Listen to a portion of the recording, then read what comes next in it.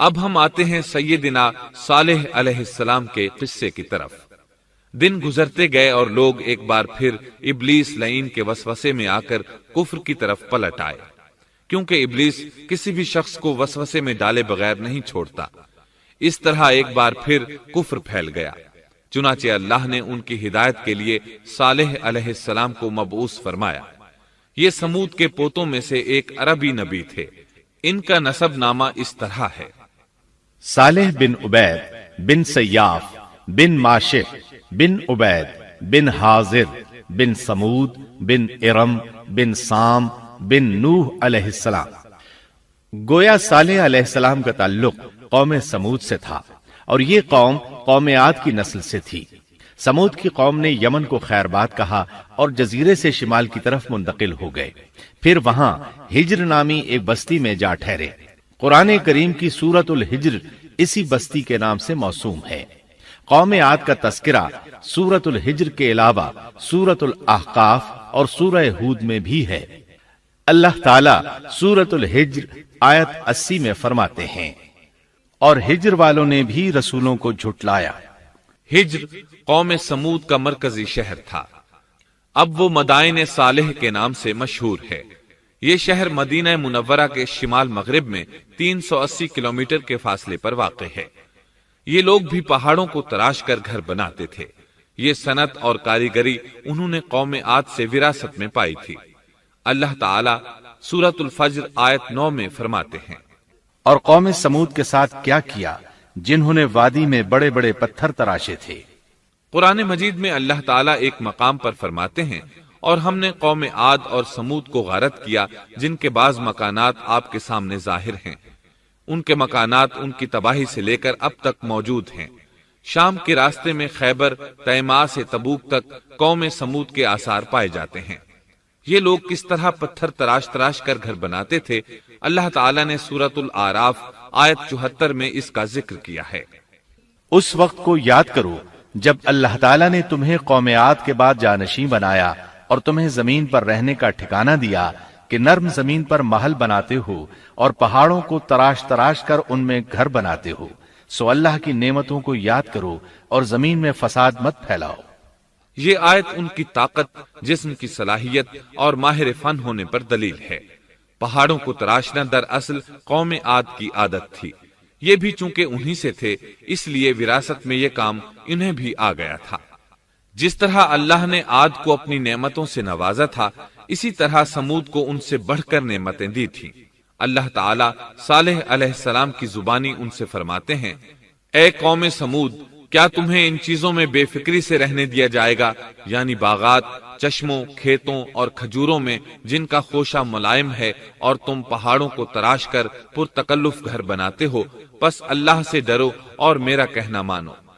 لیکن ان لوگوں نے ہر طرح سے قوم عاد کی پیروی کی، نصیحت پکڑنے کی بجائے بتوں کی عبادت شروع کر دی۔ اللہ نے ان کے درمیان صالح علیہ السلام کو مبعوث فرمایا۔ آپ نبوت ملنے سے پہلے بھی عقل مند اور علم والے تھے، باعزت گھرانے سے تعلق رکھتے تھے، اپنے معاملات میں لوگ ان سے مشورے لیتے تھے، لہٰذا انہیں ایک خاص مقام حاصل تھا۔ لیکن جب آپ نے انہیں ایک اللہ پر ایمان لانے، اس کے سوا کسی کی عبادت نہ کرنے کی دعوت دی تو ان کا ساتھ چھوڑ گئے۔ جواب میں ان سے کہنے لگے، اے صالح، اس سے پہلے تو ہم تجھ سے بہت کچھ امیدیں لگائے ہوئے تھے۔ مطلب یہ کہ پہلے تو ہمارے نزدیک آپ کا بہت مرتبہ تھا، مقام تھا، ہمیں آپ سے بہت امیدیں تھیں، لیکن آپ نے تو یہ باتیں کہہ کر ہماری ساری امیدوں پر پانی پھیر دیا۔ ان کے اس جواب کے باوجود صالح علیہ السلام انہیں اللہ کی طرف بلاتے رہے اور ان سے کہتے رہے، اے میری قوم، اللہ کی عبادت کرو، اس کے سوا تمہارا کوئی معبود نہیں۔ تمام انبیاء کی اپنی اپنی قوم کو یہی دعوت تھی کہ اے لوگو، اللہ کی عبادت کرو، اسی نے تمہیں زمین سے پیدا کیا ہے، اسی نے تمہیں زمین میں آباد کیا ہے، اس سے معافی طلب کرو، یقیناً میرا رب قریب ہے اور دعاؤں کو قبول کرنے والا ہے۔ اے میری قوم، تم نیکی سے پہلے برائی کی جلدی کر رہے ہو، اللہ سے معافی کیوں نہیں مانگتے کہ تم پر رحم کیا جائے؟ اللہ سے ڈرو، میری اطاعت کرو، حد سے گزر جانے والے بے باک لوگوں کی اطاعت سے باز آؤ، وہ ملک میں فساد پھیلا رہے ہیں اور اصلاح نہیں کرتے۔ صالح علیہ السلام نے ہود علیہ السلام کی طرح اپنی قوم کو نصیحت کی، لیکن ان ظالموں نے بھی اسی طرح کفر کیا جیسے قوم عاد نے کیا تھا۔ کہنے لگے یہ کیسے ہو سکتا ہے کہ ہم اپنے میں سے ایک شخص کے تابع ہو جائیں؟ اس اکیلے کی اتنی زیادہ فضیلت کی آخر کیا وجہ ہے؟ ہم نہیں مان سکتے کہ ہم میں صرف اسی ایک پر اللہ کی باتیں نازل ہوتی ہیں۔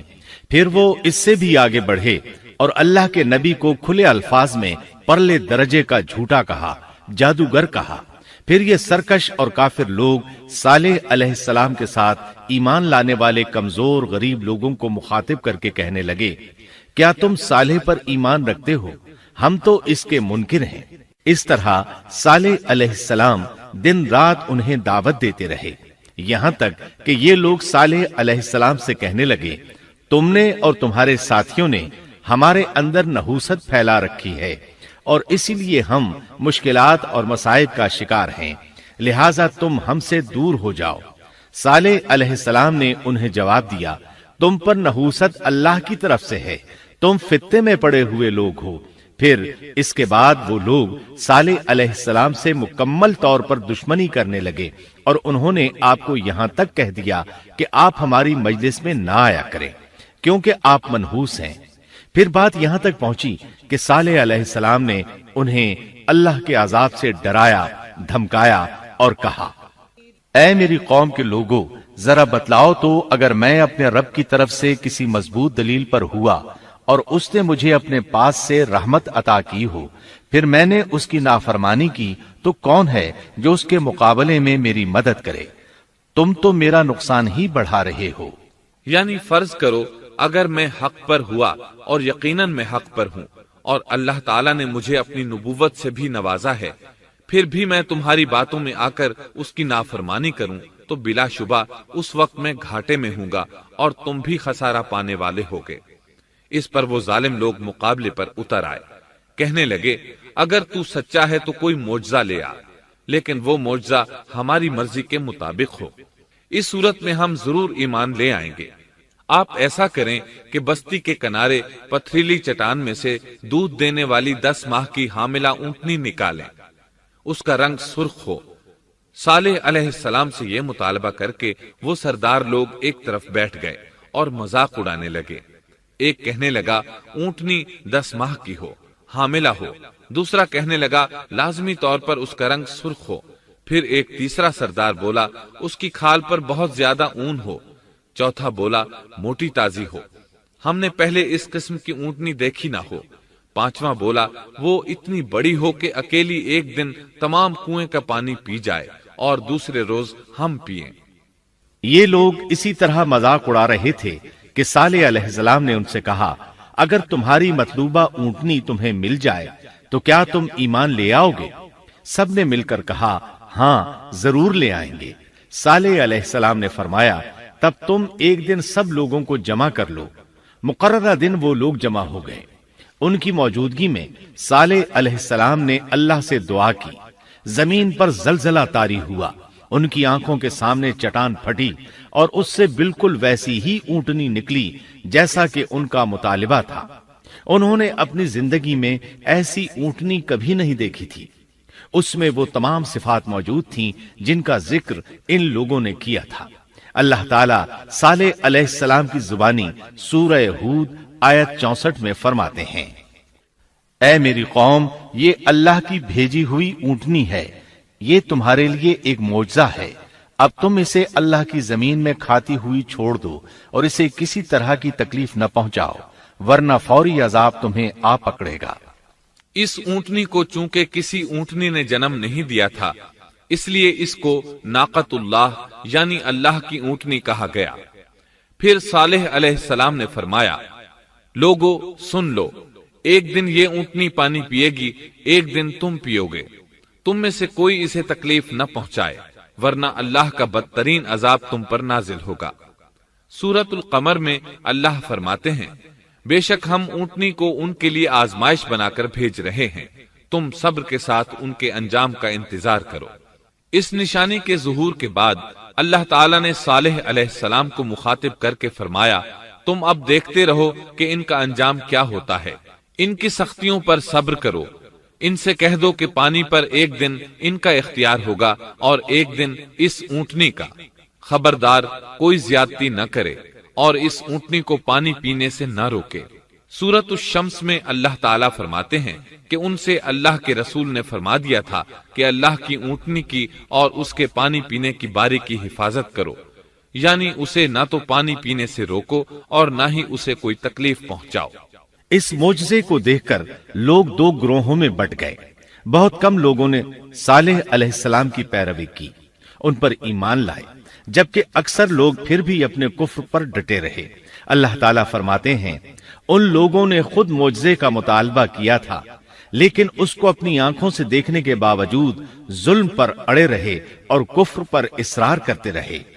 سورۃ الحجر آیت 81 میں اللہ فرماتے ہیں اور انہیں ہم نے اپنی نشانیاں بھی عطا فرمائی تھیں، لیکن پھر بھی وہ ان سے گردن موڑنے والے ہی رہے۔ اسی طرح سورہ بنی اسرائیل میں اللہ تعالیٰ فرماتے ہیں ہم نے قوم سمود کو نشان کے طور پر اونٹنی عطا فرمائی تھی، لیکن انہوں نے اس پر ظلم کیا۔ بلا شبہ وہ ایک واضح نشانی تھی، کوئی شخص یہ نہیں کہہ سکتا تھا کہ جادوگروں نے اسے پیدا کیا ہے۔ وہ اونٹنی ان میں موجود رہی، ان کے علاقے میں جہاں چاہتی چرتی، جب کنویں پر پانی پینے جاتی تو سارا پانی پی جاتی۔ وہ لوگ اس کا دودھ پیتے، دودھ سب کے لیے کافی ہو جاتا۔ ان کی آنکھوں کے سامنے اس نے ایک بچے کو جنم دیا، وہ شکل صورت میں بالکل اپنی ماں جیسا تھا۔ لوگ اسے دیکھ کر تعجب کرتے، بچہ اونٹنی کے ساتھ رہتا، یہ ایک واضح نشانی تھی۔ اس پر جادو کا گمان کیا ہی نہیں جا سکتا تھا۔ وہ اونٹنی ایک عرصے تک ان لوگوں میں رہی۔ اللہ فرماتے ہیں ہم نے قوم سمود کو بطور نشان کے ایک اونٹنی دی تھی، لیکن انہوں نے اس پر ظلم کیا، حالانکہ یہ نشانیاں ہم لوگوں کو ڈرانے کے لیے ہی بھیجتے ہیں۔ وہ لوگ اس اونٹنی کو دیکھ کر متعجب ضرور ہوئے، لیکن ایمان پھر بھی بہت کم لوگ لائے، حالانکہ اس نشانی کے بعد انہیں چاہیے تھا ایمان لے آئیں۔ پھر ایک دن قوم کے سرداروں نے مشورہ کیا کہ اگر ہم نے صالح کو اسی طرح چھوڑ دیا تو کہیں لوگ ہمیں نہ چھوڑ دیں اور صالح کے پیروکار بن جائیں۔ اس اونٹنی نے تو ہمیں مصیبت میں ڈال دیا ہے، ہم پورا ایک دن پانی کو چھو بھی نہیں سکتے، کیونکہ یہ سارا دن پانی پیتی رہتی ہے۔ پھر یہ اس قدر دیو ہیکل ہے کہ اسے دیکھ کر ہماری بکریاں بھاگ جاتی ہیں، اونٹ اسے دیکھ کر خوفزدہ ہو جاتے ہیں، لہٰذا ہمیں چاہیے کہ اس سے چھٹکارا حاصل کر لیں۔ وہ آپس میں مشورہ کرتے رہے، آخر انہوں نے ایک آدمی منتخب کیا۔ مورخین کا اس پر اتفاق ہے کہ اس کا نام قدار بن سالف تھا، اس کے ساتھ اس کا ایک ساتھی بھی تھا۔ ان دونوں نے مل کر اونٹنی کو قتل کیا۔ اللہ تعالی سورۃ القمر آیت 29 اور 30 میں فرماتے ہیں پھر انہوں نے اپنے ساتھی کو بلایا، تب اس نے ہاتھ بڑھایا اور اس کی کونچیں کاٹ دی، پھر دیکھا ہمارا عذاب اور ڈراوا کیسا تھا۔ اس قدار کے بارے میں نبی کریم صلی اللہ علیہ وسلم کا ارشاد ہے کہ پہلے لوگوں میں سے سب سے زیادہ بدبخت یہی تھا۔ اللہ تعالیٰ نے قرآن مجید میں اس کا ذکر یوں فرمایا ہے فَنَادَوْا صَاحِبَهُمْ، پھر انہوں نے اپنے ساتھی کو پکارا۔ سورۃ الشمس میں اللہ فرماتے ہیں إِذِ انبَعَثَ أَشْقَاهَا، جب ان میں بڑا بدبخت شخص اٹھ کھڑا ہوا۔ یہ بدبخت قدار اٹھا، اپنے ساتھی کو ساتھ لیا اور اونٹنی کو قتل کرنے کے لیے تیار ہو گئے۔ آپس میں مشورہ ہوا کہ یہ نہ کہا جائے ہم نے اسے قتل کیا ہے۔ اس طرح باقی لوگوں نے بھی ان سے اتفاق کیا۔ اللہ تعالیٰ سورہ نمل آیت 48 میں فرماتے ہیں اور اس شہر میں 9 آدمی ایسے تھے جو زمین میں فساد کرتے تھے اور اصلاح نہیں کرتے تھے۔ مطلب یہ کہ یہ لوگ فساد کی انتہا کو پہنچے ہوئے تھے، ان میں بھلائی نام کو نہیں تھی اور نہ ان کا فساد کی اصلاح کا ارادہ تھا۔ بخاری، مسلم اور مسند احمد کی ایک حدیث میں ہے رسول اللہ صلی اللہ علیہ وسلم نے ایک بار اپنے خطبے میں اس اونٹنی اور اسے مار ڈالنے کا ذکر فرمایا۔ آیت اذم بعثا اشقاہا کی تلاوت کرتے ہوئے فرمایا کہ جیسے ابو زمعہ تھا، اسی جیسا یہ شخص بھی اپنی قوم میں عزیز، دلیر اور بڑا آدمی تھا۔ تمام لوگوں نے اس بدبخت کے ساتھ عہد کیا اور اسے یقین دہانی کرائی کہ اگر تمہارے ساتھ کسی نے برائی کا ارادہ کیا تو تمام قوم تمہاری حمایت میں اٹھ کھڑی ہوگی۔ اس یقین دہانی کے بعد یہ بدبخت اونٹنی کے انتظار میں بیٹھ گئے۔ اونٹنی پہاڑ کی طرف سے آتی تھی اور پانی پی کر واپس چلی جاتی تھی، یہی اس کا معمول تھا۔ جب ان لوگوں نے چٹان سے اونٹنی کو نکلتے دیکھا تو اچانک حملہ کرنے کے لیے آگے بڑھے، لیکن اس کا جثہ دیکھ کر خوفزدہ ہو گئے، الٹے پاؤں بھاگے۔ بدبخت قدار نے اپنے ساتھیوں کی یہ حالت دیکھی تو ہنس پڑا اور آگے بڑھ کر اونٹنی کی ران میں تیر مارا۔ اس سے اونٹنی کی ران کی ہڈی ٹوٹ گئی اور وہ نیچے گر گئی۔ پھر اس ظالم نے اپنے ساتھیوں کو آواز دی اور آگے بڑھ کر اونٹنی کی کونچیں کاٹ دی۔ سورۃ الشمس میں اللہ تعالیٰ فرماتے ہیں، ان لوگوں نے اپنے پیغمبر کو جھوٹا سمجھ کر اس اونٹنی کی کونچیں کاٹ دیں، پس ان کے رب نے ان کے گناہوں کے باعث ان پر ہلاکت ڈالی اور پھر ہلاکت کو عام کر دیا اور اس بستی کو برباد کر دیا۔ اونٹنی کی کونچیں کاٹ دیے جانے کے بارے میں اللہ تعالیٰ ایک دوسرے مقام پر فرماتے ہیں کہ پس انہوں نے اونٹنی کو مار ڈالا اور اپنے پروردگار کے حکم سے سرتابی کی اور کہنے لگے، اے صالح، جن عذابوں سے تو ہمیں دھمکاتا رہتا تھا، اگر تو واقعی پیغمبر ہے تو ان عذابوں کو ہم پر نازل کرا دے۔ اونٹنی پر حملہ ہوتے ہی اس کا بچہ بھاگ نکلا تھا۔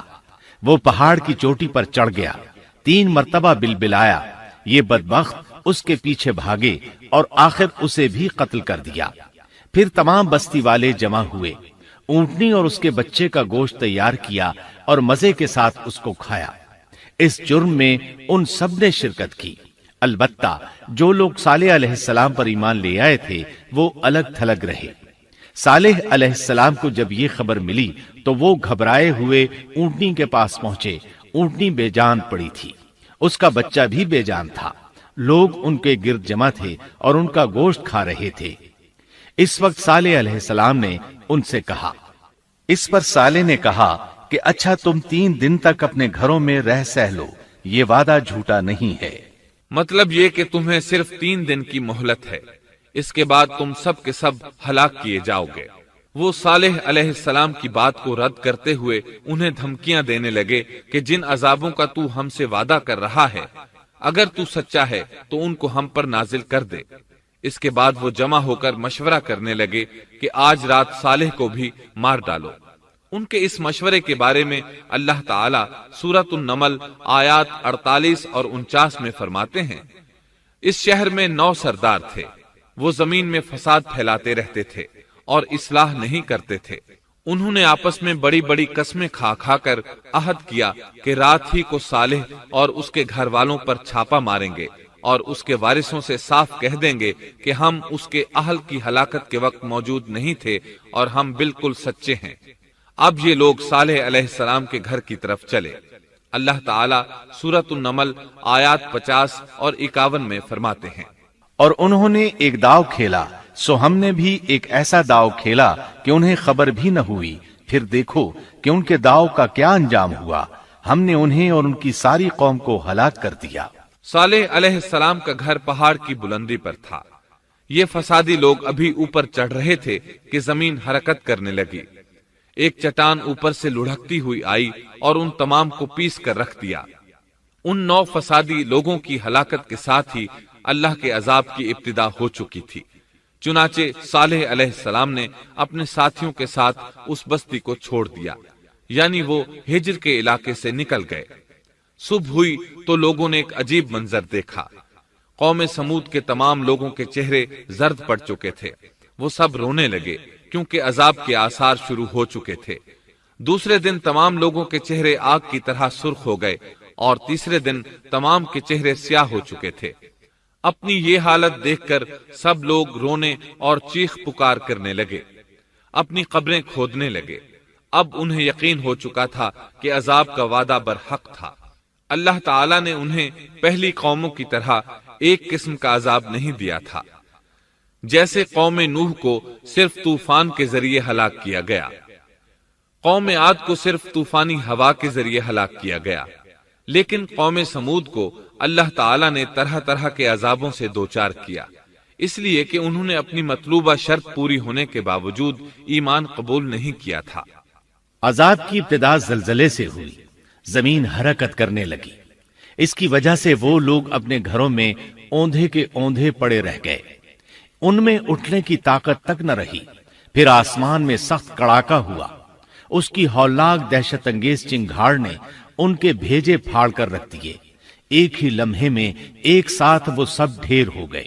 ان کی ہلاکت اور تباہی کو بیان کرتے ہوئے اللہ تعالی سورۃ الذاریات آیات 43 تا 45 میں فرماتے ہیں، اور سمود کے قصے میں بھی عبرت ہے، جب ان سے کہا گیا کہ تم کچھ دن تک فائدہ اٹھا لو، لیکن انہوں نے اپنے رب کے حکم سے سرتابی کی، اس پر انہیں ان کے دیکھتے دیکھتے تیز و تند کڑاکے نے ہلاک کر دیا، پس نہ تو وہ کھڑے ہو سکے اور نہ بدلہ لے سکے۔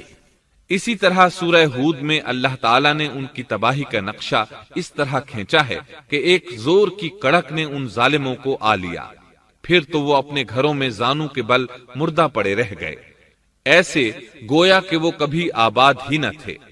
سورۃ القمر میں اللہ نے ان کی رسوائی ان الفاظ میں بیان کی ہے، ہم نے ان پر ایک چیخ بھیجی، پھر وہ ایسے ہو گئے جیسے کانٹوں کی باڑ کا چورا۔ دوسری طرف صالح علیہ السلام اور ان کے ساتھیوں کو اللہ تعالیٰ نے اپنی رحمت سے نجات دی۔